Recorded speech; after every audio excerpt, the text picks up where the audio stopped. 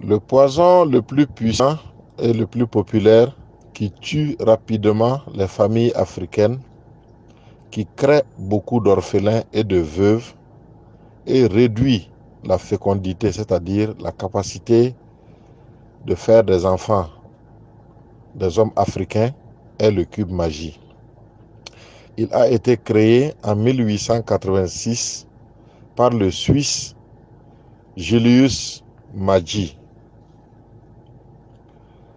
pour les travailleurs pauvres qui ne gagnaient pas assez d'argent à l'époque pour s'acheter la viande ou le poisson. Alors, Julius Maggi a inventé le cube magie mélangé d'épices et de pourriture pour compenser le goût de la viande et du poisson dans l'alimentation des ouvriers. Et ce cube a pris son nom, magie. En 1894, après la conférence de Berlin, c'est-à-dire le partage de l'Afrique, la course à la colonisation, les colonisateurs ont décidé de l'exportation massive de ce poison dans les colonies pour mystifier les Noirs avec le goût synthétique du poisson et de la viande.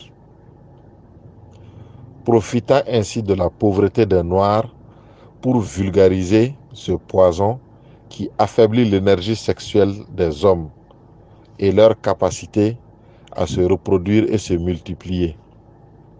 Car pour eux, si les Africains sont moins nombreux, ils seront facilement maîtrisables.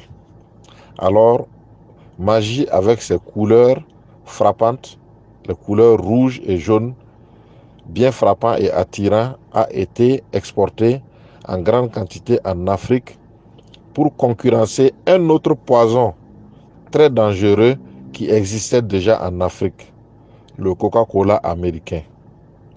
Le Coca-Cola américain a été fait de couleur noire également, afin que les Noirs l'aiment, car il ressemble à leur peau.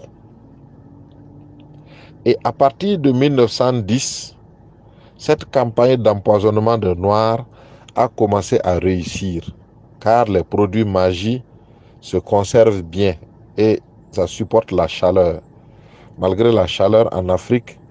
Et depuis lors, chaque jour, environ 100 millions de cubes magie se vendent par jour en Afrique.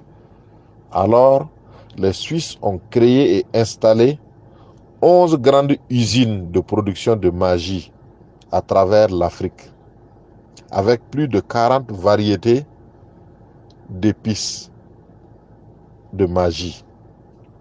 Les Africains ont alors totalement laissé tomber le piment naturel de leurs grands-parents pour adopter ce poison qui est magie.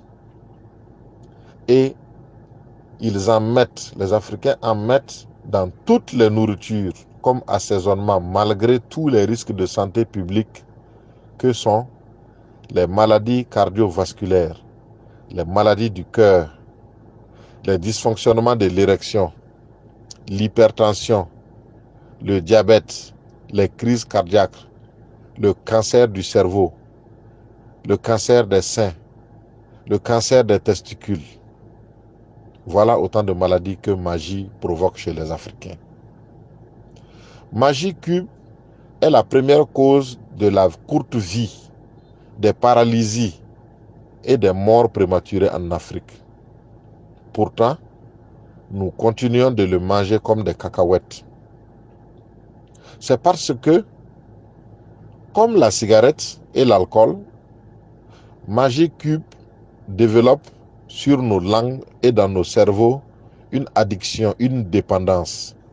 Si bien qu'on a l'impression que sans magie, telle ou telle femme ne sait pas bien faire la cuisine. Alors prenez bien note et réduisez la consommation de magie, car ce n'est pas une bonne habitude.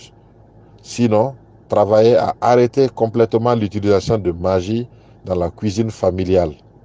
Utilisez le piment et les épices naturelles. Veuillez partager cette vidéo avec vos familles vos amis et ce que vous voulez voir en vie est bien portant. Merci. Assalamu alaikum wa rahmatullahi wa barakatuh.